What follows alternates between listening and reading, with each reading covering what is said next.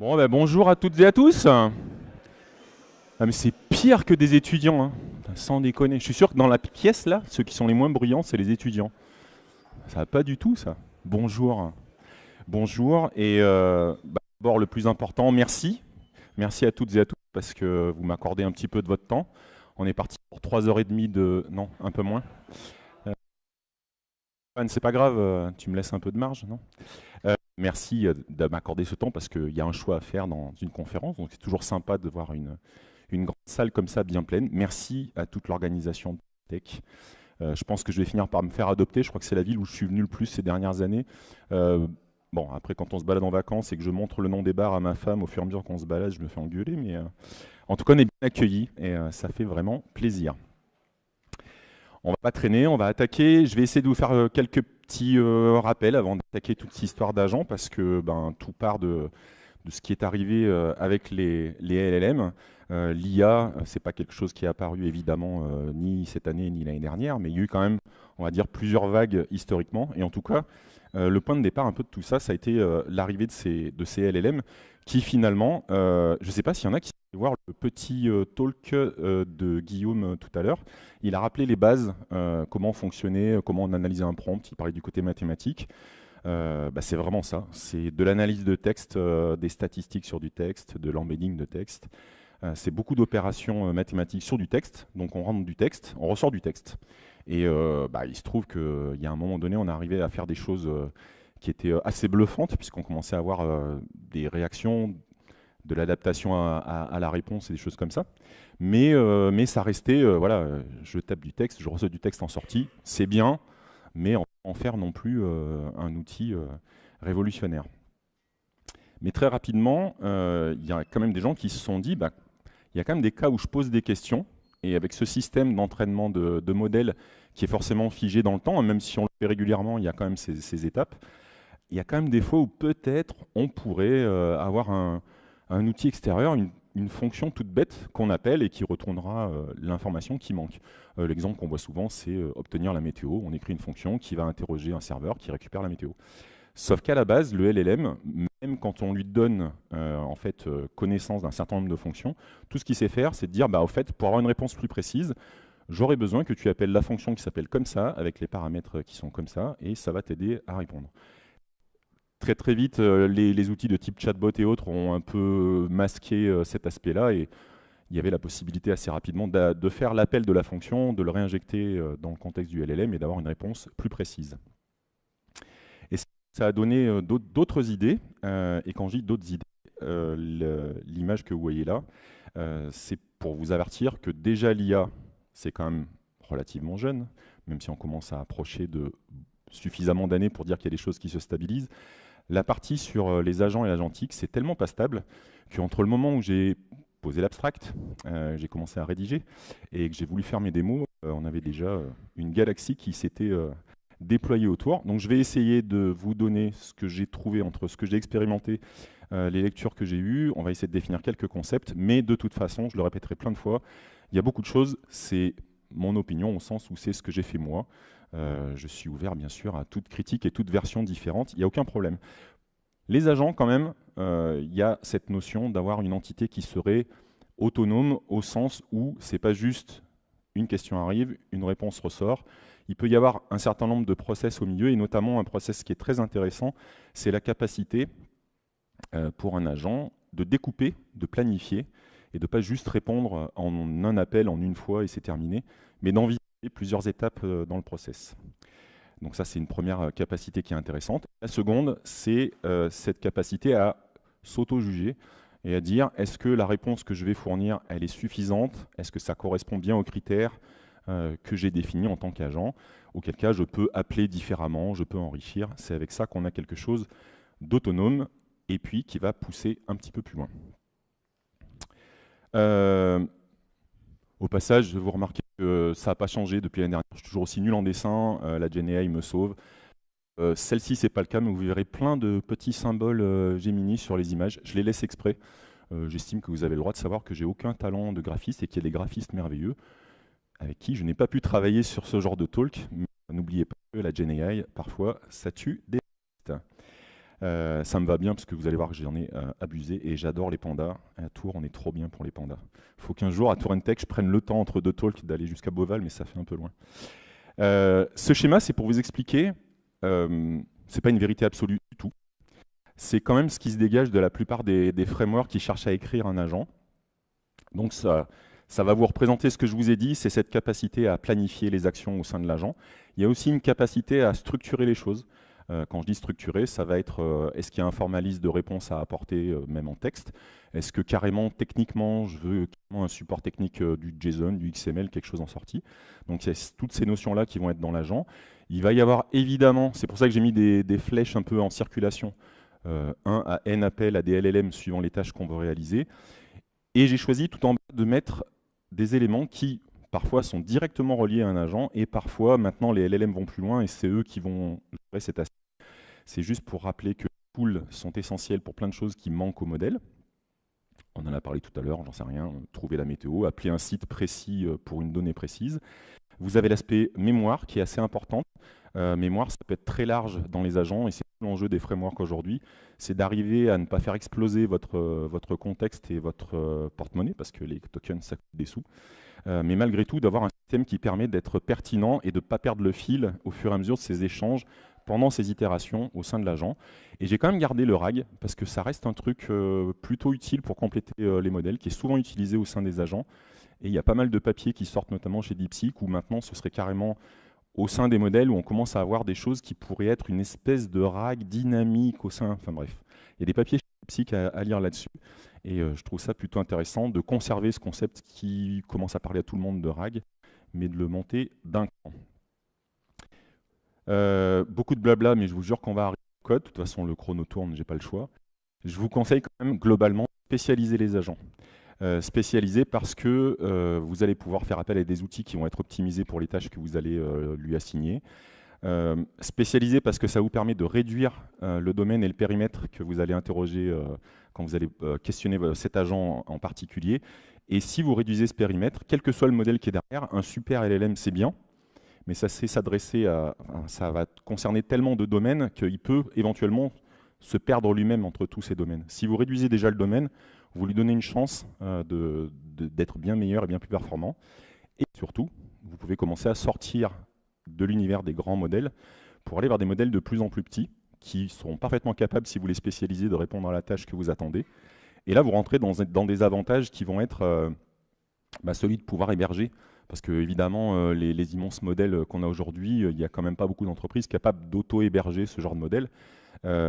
Si vous n'avez pas besoin et si vous spécialisez, vous allez pouvoir en sortir avec des modèles qui vont pouvoir être sur votre infrastructure. Et aujourd'hui, la souveraineté, la protection des données, il y a forcément des sujets. Interrogez-vous, c'est nécessaire. Et suivez Philippe Charrière pour tous les sujets sur les petits modèles. C'est ma Bible sur ces sujets-là, entre autres. Et c'est vraiment intéressant tout ce qu'il teste. Et ensuite, il y a aussi un avantage de spécialisation sur des petits agents va vous apporter. Alors tout ce que je dis sur les agents, sur les frameworks, c'est juste le monde logiciel qui s'intéresse au monde de l'IA. Donc moi, ça me rajeunit parce que tout ce que je faisais il y a 30 ans, on le redécouvre dans le monde de l'IA. Moi, j'adore. Donc on va avoir de la modularité. Que peut bien apporter la modularité? Donc vous allez avoir une facilité de développement parce que le périmètre est réduit encore une fois, vous allez avoir des facilités de déploiement, de la maintenance facilitée, tout ce qu'on connaît dans l'univers du logiciel, il n'y a pas de raison qu'on l'apporte à cet univers de l'IA. Voilà. Alors encore une fois, un petit peu, je vais vous parler des workflows et puis de mon amour des pandas. Les images sont jamais innocentes dans mes slides, je vous les laisserai, vous les regarderez attentivement. Là, il y a quand même un truc que j'ai volontairement fait, c'est que c'est cool, hein, le panda, son workflow, c'est de kiffer la vague et en avant. N'empêche, il est quand même dans une rivière, il est déjà quand même vachement guidé. Voilà, il y a des symboles dans mes images. Il y a des bêtises aussi. Pour les workflows, encore une fois, c'est là où c'est intéressant. L'IA redécouvre les principes de développement. Et le premier workflow qui est utile et qui n'est pas forcément ridicule, c'est de se dire je vais séquencer des appels à différents agents. Le principe étant que chaque agent reçoit une information en entrée et fournit évidemment une réponse adaptée en sortie. Et vous pouvez les chaîner pour arriver à résoudre votre problème. La démo que je vais vous faire tout à l'heure, elle tourne un peu toujours de cette idée, moi je viens à Tours, j'aime bien manger, donc je fais quelque chose qui concerne la bouffe, il n'y a pas de raison. Pas de poudriette comme Aurélie tout à l'heure. J'essaie de faire un système où il va y avoir, appelons-le un agent chef, qui va proposer un menu en fonction d'une demande des clients, de ses goûts, éventuellement des contraintes, des allergies alimentaires, des choses de ce type-là. Et puis, il propose son menu au sommelier qui, potentiellement, va analyser, parce que c'est un spécialiste des différents vins, va accorder les vins au plat, mais en même temps, on peut avoir un outil qui va aller questionner une base de données qui va représenter votre cave à vin du restaurant, ce genre de choses, pour fournir à l'arrivée un merveilleux repas que mon petit panda va pouvoir kiffer tranquillement.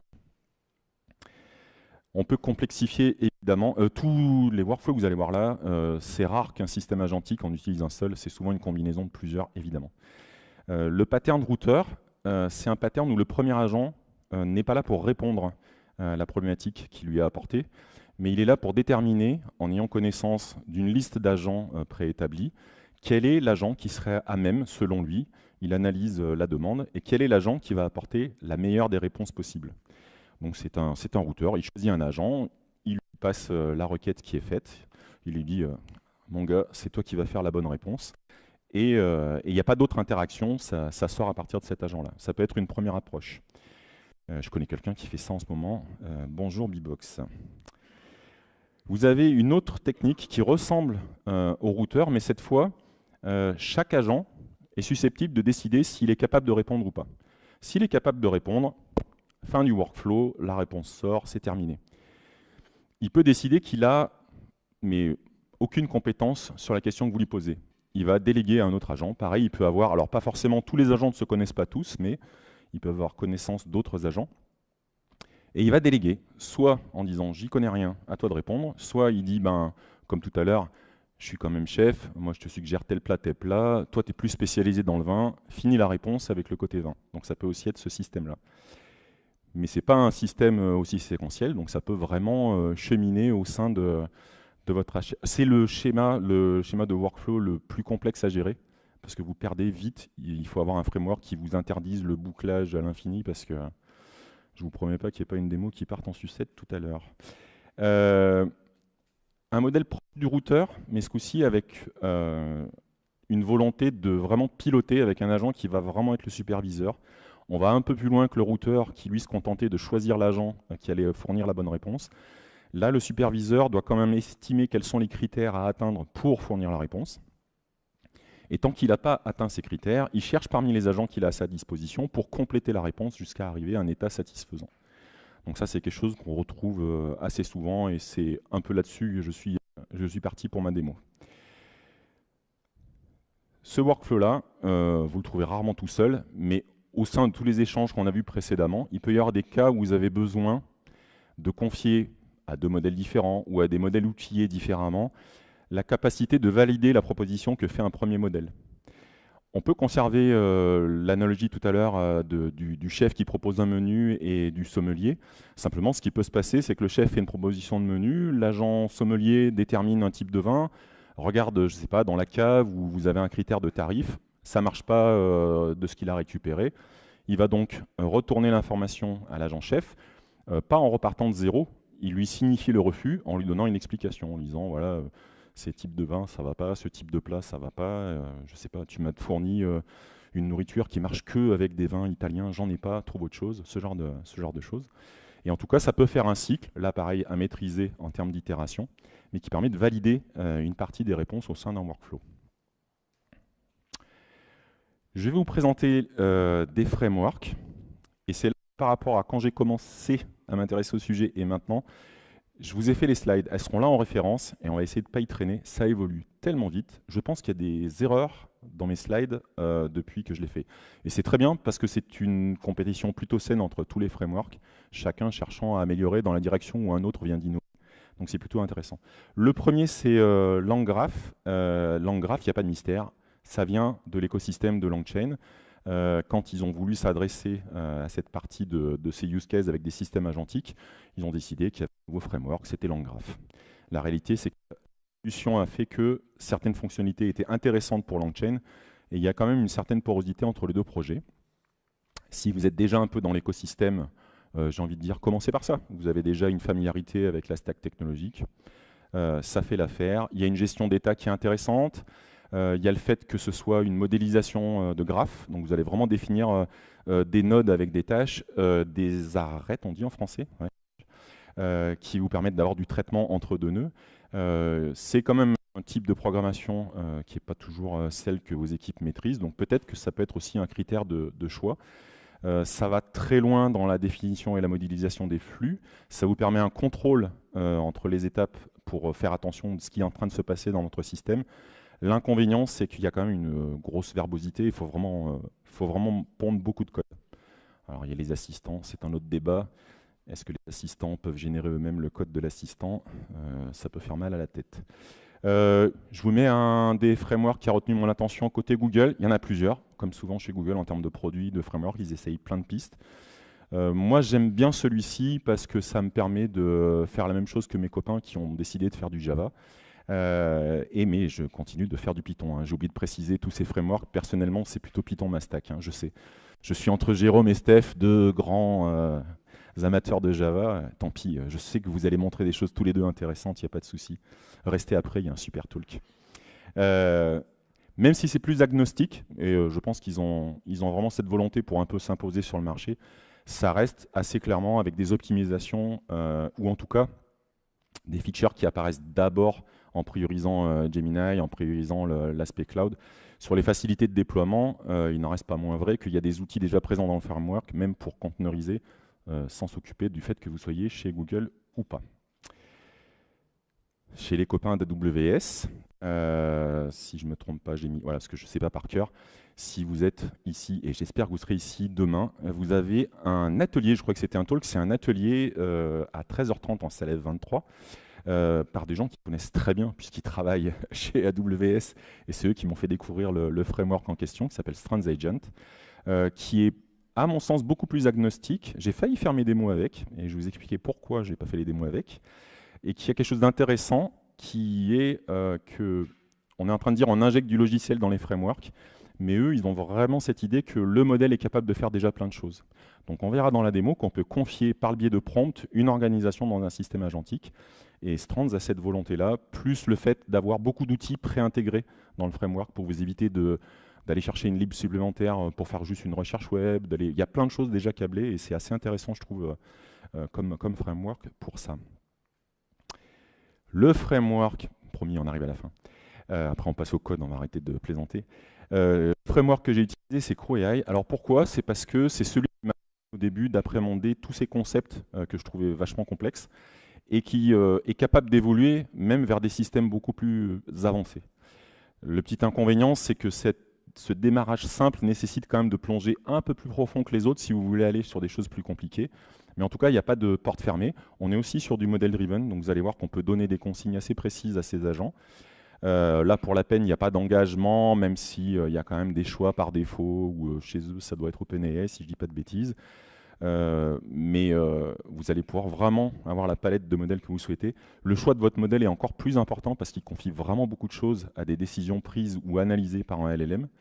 Et la collaboration, il y a déjà des frameworks. Par contre, là, ils ont fait des choix, ils ont une opinion sur beaucoup de sujets.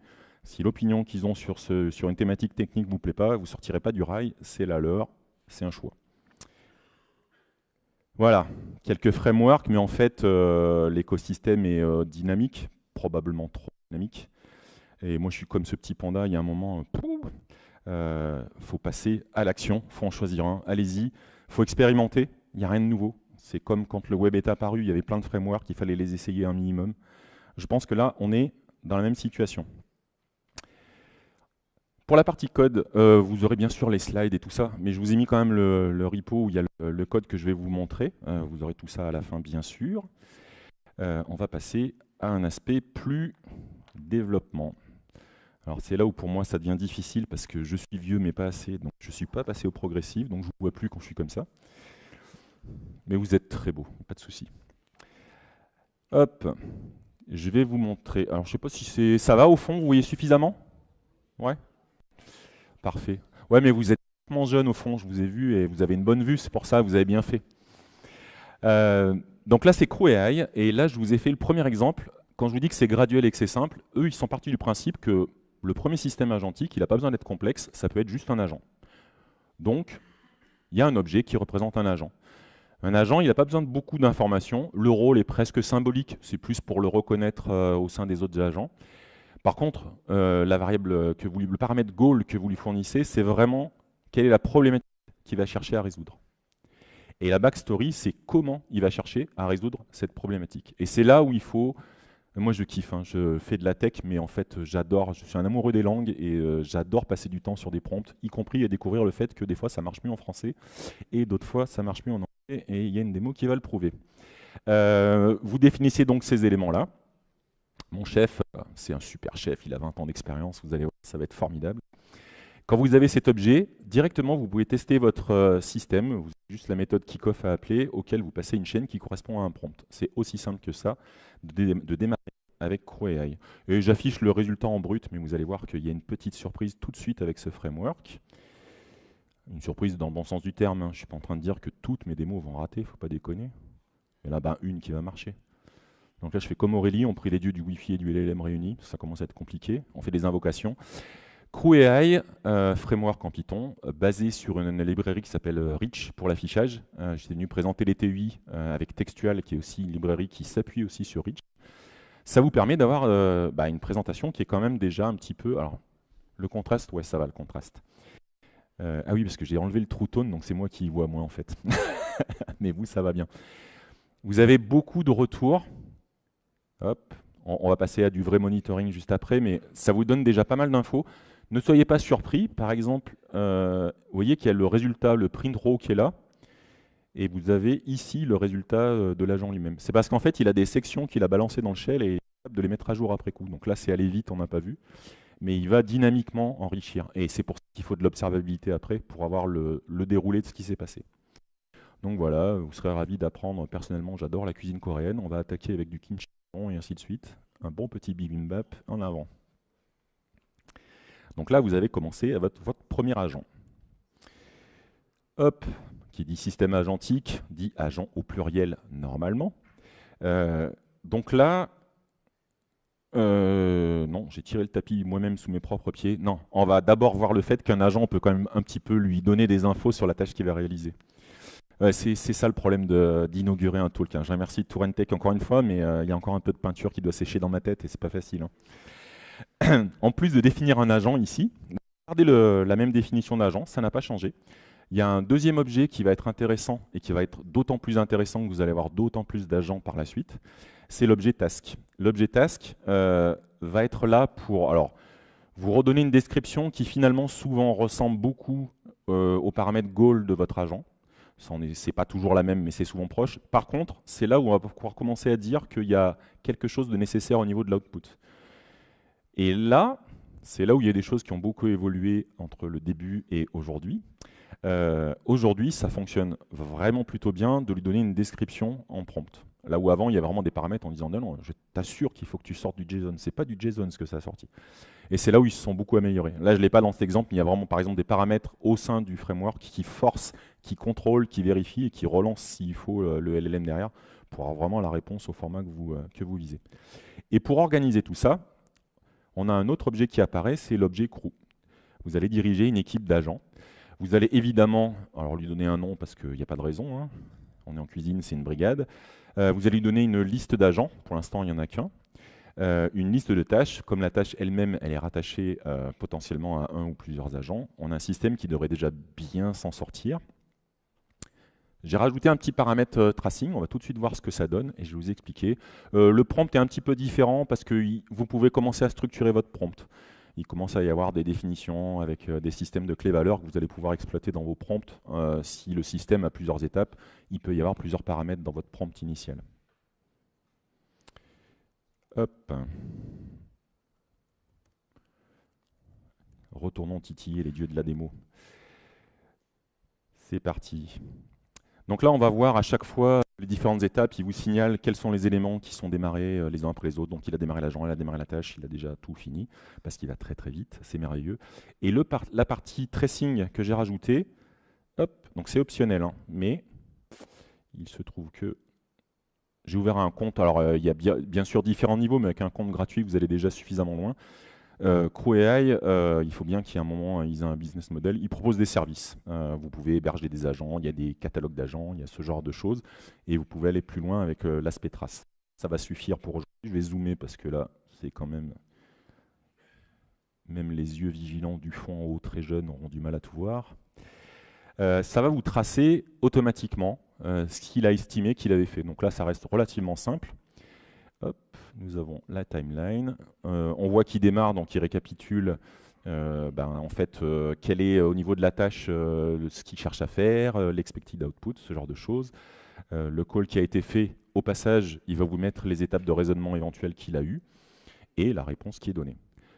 On n'est pas obligé d'utiliser ce que fournit Crew.ai, ça peut être un choix, mais heureusement, on va le voir après, il y a aussi façon d'utiliser OpenTelemetry et les outils plus classiques du marché. Hop. Voilà, on va finir par y arriver. Tu vois Thierry, quand tu veux, il y a plusieurs agents maintenant.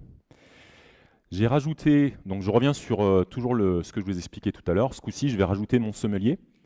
Et mon sommelier, c'est ni plus ni moins qu'un objet agent. Mais l'objet agent, je lui rajoute un paramètre tool et je lui définis un tool. Alors c'est juste une petite base de données, là, un petit SQLite. J'y connais strictement rien en vain. Utiliser les librairies comme Fake Data ou même un LLM, peu importe. J'ai construit une fausse bibliothèque de vin. Si c'est pas cohérent, vous gênez pas pour me le dire, je ne saurais pas vous répondre. J'aurais dû faire un truc sur la bière, pourquoi j'y ai pas pensé avant? Je vais le changer, ce talk. Au passage, voilà, non, c'est le même système. Voilà. Et au passage, je rajoute, là il y a mes deux tâches comme tout à l'heure, j'ai gardé la même tâche pour la création du menu. Et pour la tâche pour le sommelier, c'est là où on commence à rentrer dans les petites subtilités de Crew.ai comme work agentique. Je recommence à lui donner une description, je lui donne un output précis. On voit d'ailleurs, je vais aller un peu plus loin, je lui favoriser le fait d'utiliser un tool précis. Et il y a un truc qui marche super bien, c'est que j'ai fait tout mon prompt en français, et à un moment donné, je lui dis tool en anglais, et je lui donne vraiment le nom de la fonction. Ça a un effet magique de tout en anglais à français, plus un bout d'anglais au milieu, ça marche juste 10 fois mieux. Donc en tout cas, il ne faut jamais, et vous allez voir que c'est encore pire tout à l'heure dans l'exemple tout à l'heure, jamais hésiter à répéter plusieurs fois. Les LLM ont tendance à avoir la tête un peu dure, il faudra répéter plein de fois les choses. C'est derrière, ça s'est coupé? Non, c'est revenu. C'est peut-être le câble derrière. J'ai un peu trop bougé, c'est moi. Je vais danser, je sais pas comment on va faire. Hein. Il y a Rihanna qui arrive là, putain, on a un dernier paramètre sur cette tâche qui est le paramètre contexte. C'est là où vous allez pouvoir indiquer qu'une tâche, potentiellement, dépend de l'entrée et de la sortie d'autres tâches. Là, ce n'est pas très complexe. L'exemple d'après, on va enchaîner plein. Et c'est comme ça que vous allez pouvoir conserver ce système de mémoire qui, par défaut, est plutôt bien géré par Crew.ai, mais bien sûr, vous allez pouvoir, à la main, gérer comme vous le souhaitez. Ma brigade, mon crew, ressemble à ce qu'on avait tout à l'heure. Il y a juste que maintenant, il y a 2 agents et 2 tâches. Ici, c'est 6 personnes qui veulent de la cuisine traditionnelle française. Peut-être qu'il y aura des fouets, je sais pas. C'est français, les fouets? Hop. Alors attendez, parce que à mon âge, la mémoire, c'est plus ce que c'était. Et je t'ai entendu au fond, Michael. Ouais. Dictation. J'utilise trop, tiens, entre parenthèses, parlez à vos LLM. Vous allez voir, il y a un truc qui se passe dans la tête quand on parle au lieu de taper du texte. C'est un peu schizo comme méthode, mais je vous conseille. Là, c'est pareil, je pense qu'il va vraiment défiler beaucoup d'éléments. Je ne sais pas si on arrivera à suivre une fois que ça se déclenche. Voilà, hop. On lance la tâche là-dessus et voilà, tout va bien. On peut retourner sur la trace elle-même de celui-ci. Voilà, donc on voit bien les 2 agents, on voit bien les appels qui ont été faits, les réflexions qui ont eu lieu. Il interroge, je ne sais même pas si ça existe. Si Romané Conti, il ne l'a pas inventé le nom, alors la tâche Grand Cru 2015, je vous garantis pas. Mais ça avait l'air d'être assez pertinent, donc probablement qu'il a réussi à choper des infos quelque part. C'est un GPT-4O mini, par défaut, qui est utilisé. Donc maintenant, on a nos deux agents, il y a deux tâches, mais on reste pour l'instant sur du séquentiel. Je lui ai rien précisé. CrewAI, l'objet crew par défaut, c'est du séquentiel de toute façon. Il prend pas la liste des agents, il prend la liste des tâches, parce que potentiellement, vous pouvez avoir plusieurs tâches qui font appel à des agents qui peuvent être en commun. Donc c'est le séquentiel, c'est sur les objets tasks. Hop. Je vous ai dit tout à l'heure qu'on n'était pas obligé d'utiliser les traces fournies par CrewAI. Il y a plusieurs intégrations qui sont possibles. Il y a du Datadog, il y a du... Moi là j'ai utilisé MLflow. Alors pourquoi MLflow? Parce que normalement ça marche plutôt bien. Hop. Et il tourne toujours, tout va bien. Alors ça va être difficile sur un écran de cette taille de tout vous montrer, mais ça devrait le faire. Tac. Donc là j'ai juste lancé... Je vais vous le montrer, ça, il n'y a pas de raison. C'est pas une. Oui, montre comme tu es fort. Voilà. C'est juste, vous installez l'outil MLflow Server, vous le paramétrez parce qu'il a une petite base de données locale où il va garder l'historique de ce qui s'est passé. Vous le lancez, il écoute sur un port donné. C'est cette information-là que j'ai indiquée au tout début. Je lui dis que j'utilisais MLflow, j'utilise. Côté MLflow, ils ont travaillé avec CrewAI, ils disent spécifiquement qu'ils sont en train de s'intégrer avec le système de log de CrewAI. Vous indiquez votre URL de serveur, vous notez, ils ont un concept qu'ils appellent experiment qui va correspondre à chaque fois que vous allez lancer votre agent, qui va permettre de l'identifier dans les traces. Tac, tac, tac, oui c'est celui-ci. Alors là on commence à rentrer dans le domaine où potentiellement il va faire un peu ce qu'il veut. Voilà. Sur le côté, voilà, on voit qu'il a envoyé une requête en disant je suis une expérimentation qui va s'appeler Brigade. On voit qu'il y a eu plusieurs appels, plusieurs traces, et on va aller voir. J'aurais dû ouvrir avant. Là, hop. C'est juste un autre outil de gestion. Hop. Donc là, c'est les traces sont full OpenTelemetry. Tac. Et le dernier, on met le 12, ouais, c'est bon. Et là, vous allez avoir un premier résumé qui va vous indiquer les traces qui lui ont été envoyées, mais ce qui est intéressant, c'est d'avoir le détail et la timeline. Et on va retrouver le fait qu'il ait exécuté le chef, le fait qu'il ait exécuté le sommelier, qu'il y ait eu un certain nombre de réponses. On se retrouve sur le même genre de système.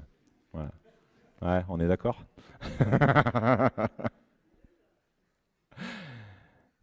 J'ai pas dit qu'il y avait une précision absolue sur toutes les démos. Hein. Je vous donne des outils.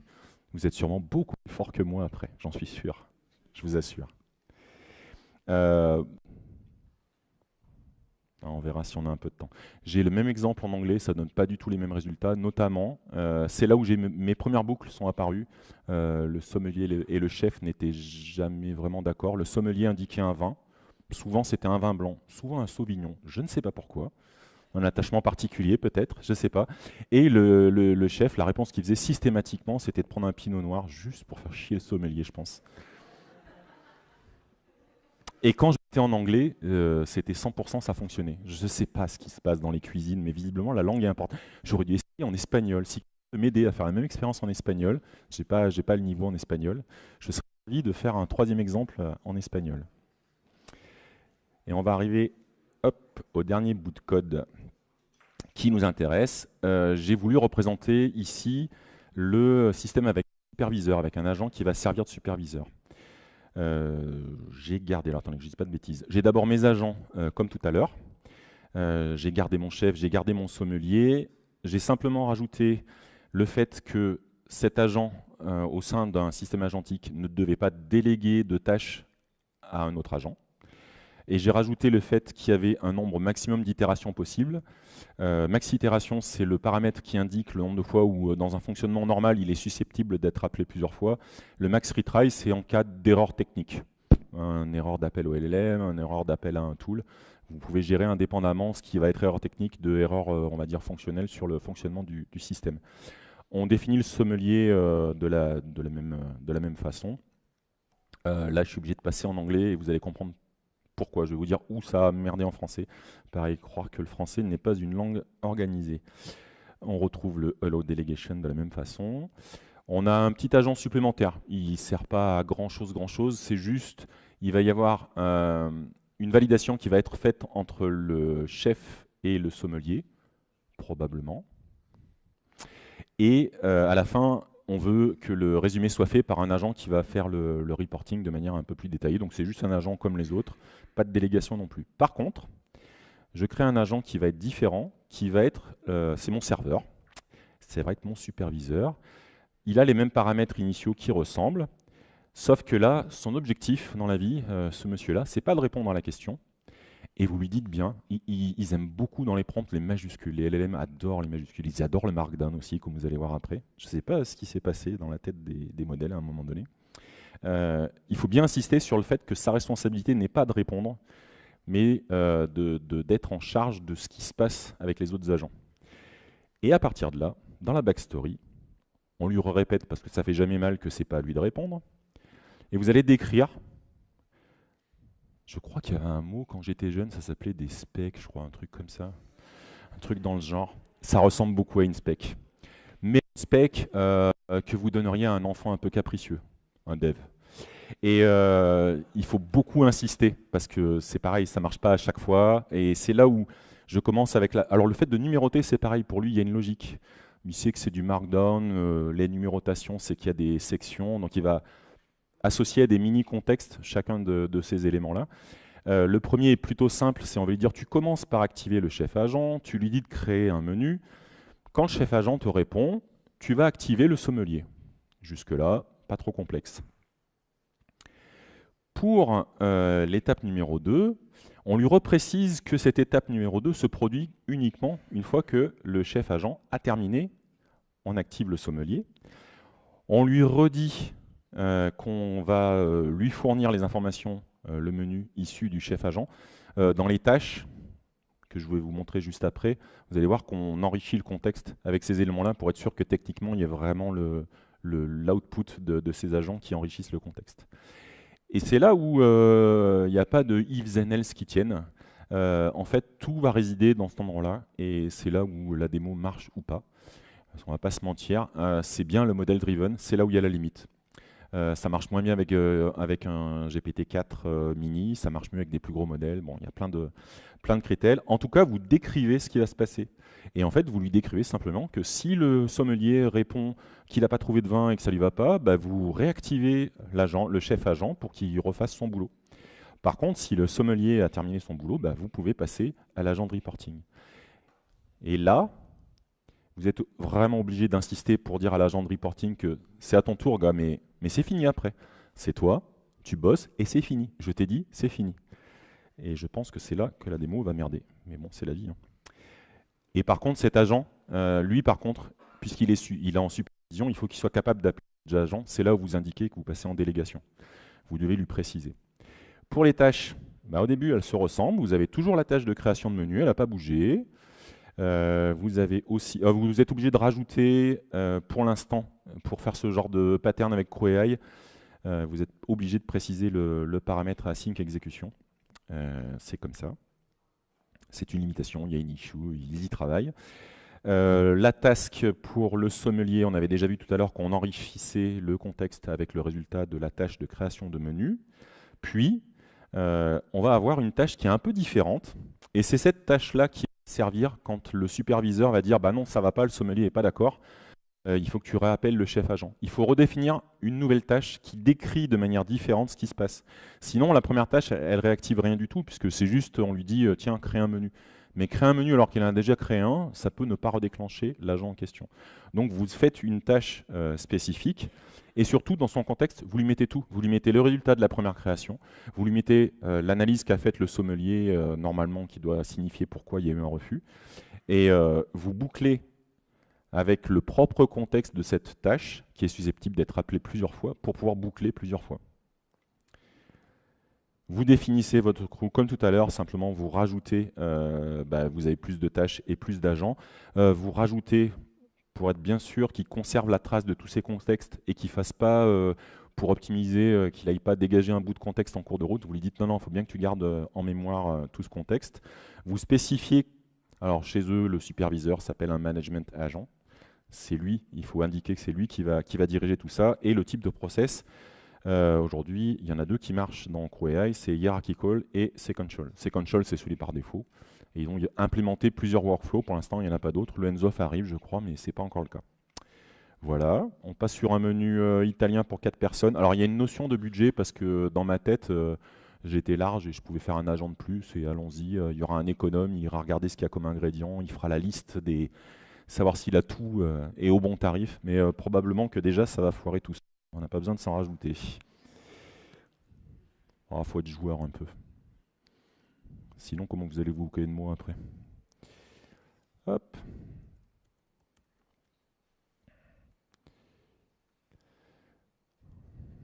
Voilà. Et là, si quelqu'un arrive à suivre les traces qui vont se dérouler à l'écran, je vous dis bravo, parce que moi, je passe beaucoup de temps à analyser après coup ce qui s'est passé. Je me perds à chaque fois.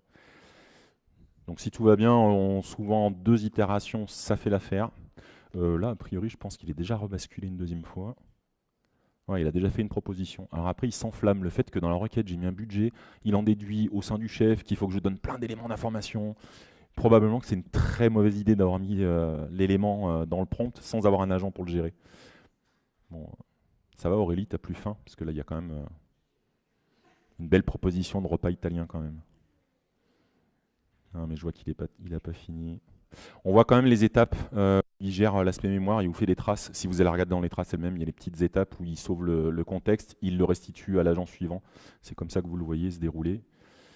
Ça commence à être une seconde de réponse sur la mémoire, c'est que le contexte commence à être vraiment gros. Je pense que là... Non, il me montre bien les délégations, mais il continue.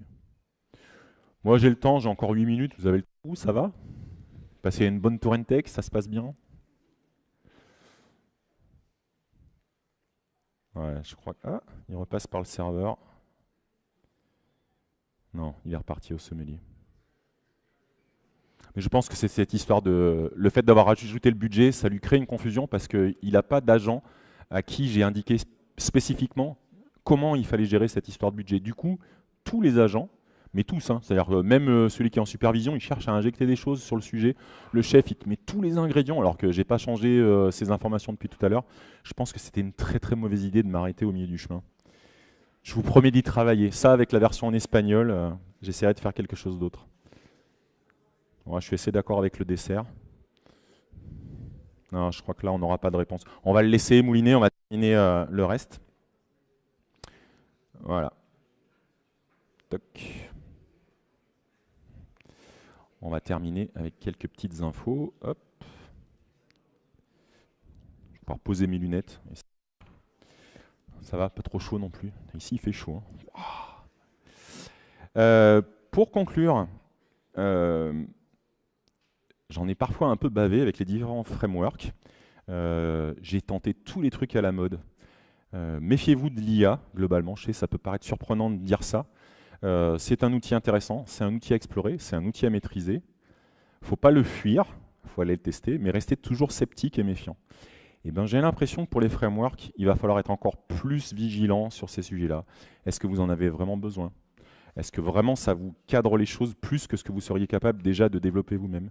Pour la petite histoire, le premier exemple que j'ai fait, je ne vais pas balancer de nom, mais bon, il y a des gens super bien sur YouTube, tout ça, qui font des trucs de fou avec BMAD, avec des specs de partout, tout ça, et probablement un budget de 5 ou 600 balles. Mais donc déjà, premier problème. Ça m'avait créé un système qui était très complexe pour moi à comprendre, alors que j'avais pris le temps de lire toutes les étapes. J'avais plein de specs, c'était génial. Ça, par contre, c'était très cadré. Ça m'a permis de réfléchir quand j'ai réécrit avec CrewAI. Par contre, j'avais 1300 tests, autant vous dire que c'était tout moqué, ça servait à rien du tout. Par contre, il avait de lui-même, à force d'itérer, je lui avais dit que je voulais utiliser la stack technique avec CrewAI. Alors gentiment, il m'avait créé des agents, des tasks, il y avait un crew à l'arrivée. Sauf que c'était mais vide. Les backstories étaient les plus petites possibles. Et par contre, tout autour, j'avais de l'appel en direct, parce qu'il avait déterminé que j'utilisais par défaut OpenAI. Il avait pris le SDK, il appelait, il regardait le retour, il structurait le retour à la mimine et tout. Le job était fait en fait, mais pas comme je l'aurais souhaité. Donc est-ce que c'était la bonne réponse? Je suis évidemment dans un cas d'illustration d'un talk. On n'est pas dans un cas de projet d'entreprise. Mais il faut toujours réfléchir à cet équilibre. Est-ce que vous-même, votre plus-value est supérieure à un framework ou pas? C'est encore plus vrai, je pense, avec les outils de ce type. Il n'y a pas de solution unique, mais ça, j'ai envie de dire, quand je parlais des TUI ou quand je faisais le talk avec Goose, choisissez le langage qui vous convient. Vous ne forcez pas à prendre un langage parce que tout le monde le prend. Je taquinais tout à l'heure, mais je pense que les gens qui continuent de faire du Java et qui font des systèmes agentiques avec, ils ont raison. C'est leur stack. Pourquoi ils sortiraient de leur stack? Ça fonctionne aussi. Si vous êtes à l'aise avec ce stack, il n'y a aucune raison de sortir. Ne prenez que le nécessaire, c'est-à-dire que peut-être que juste l'objet agent, ça va vous suffire. Cadrez-le vous-même, j'en sais rien. Expérimentez les éléments qui vous sont utiles ou pas. Va falloir être quand même un peu brave face aux les changements de l'écosystème. Choisissez vos boussoles. Je vous donne un tips, j'ai 3 boussoles. J'ai Guillaume Laforge, regardez tout ce qu'il écrit, c'est juste, c'est brillant. Merci Guillaume. Philippe, obligé. Et puis Stéphane, j'ai pas le choix parce qu'il passe juste après, je suis obligé de dire du bien de lui aussi. Non, mais essayez de trouver des gens qui parlent votre langage. Il y a des podcasts, j'écoute beaucoup de Tech Café par exemple, où ils vont beaucoup plus loin dans ce qui se passe derrière. Je pense que pour l'avoir finalement, voilà, les tempes grisonnantes, j'ai vécu l'arrivée du web. Rester informé, c'est le premier conseil qui marchera quoi qu'il arrive, quoi. C'est vous qui allez être responsable de l'application au bout du compte. Donc c'est à vous de prendre les décisions en étant éclairé, en étant informé. N'en ayez pas forcément peur, mais soyez quand même prudent. Je m'appelle Thierry Chantier, je travaille dans une entreprise qui s'appelle Dataiku. Il y a un petit QR code, il y a des jobs intéressants si ça vous branche de venir nous rejoindre. Je fais un petit live à 13 h tous les lundis sur Twitch qui s'appelle Calme. Il y a plein de gens ici. Salut Kios qui nous regardent en direct. Partagez avec tout le monde dans des conférences ou avec les enfants. C'est l'objet de Mixtin, des ateliers avec des enfants. Et vous pouvez me joindre sur ces différents alias. On va être chaud, mais peut-être que je peux au moins vous remercier. Merci à toutes et à tous. Un petit feedback, s'il vous plaît. Ça vous a plu, ça vous a pas plu? Moi, ça m'intéresse. C'est la première fois que je le donne, celui-là. Donc, j'aimerais bien savoir dans quelle direction vous voulez aller. Les slides, il faut que je les régénère parce que du coup, je crois que j'ai oublié le QR code avec le lien sur le code. Et je voulais terminer peut-être avec une question, mais surtout, j'ai un dernier message à vous passer. D'abord, les pandas, c'est cool. Panda force en avant. Restez curieuse, restez curieux. La tech, j'ai grandi avec parce que c'était une passion. Et je sais qu'il y en a plein ici, pareil. Gardez cette passion. Je sais qu'il y a du business, je sais qu'il y a une société autour. N'ayez pas peur des sujets sociétaux, politiques. Ouais, surprise, la tech est politique, grande nouvelle. Mais surtout, on a un endroit génial. Profitez de cette Tour Tech 2026, éclatez-vous. Et il y a peut-être le temps pour une question. Merci.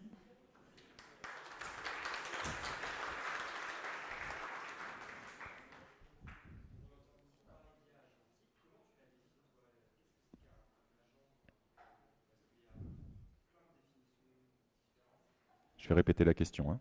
Ouais, ok. Donc, qu'est-ce que j'appelle un système agentique? C'est ça le...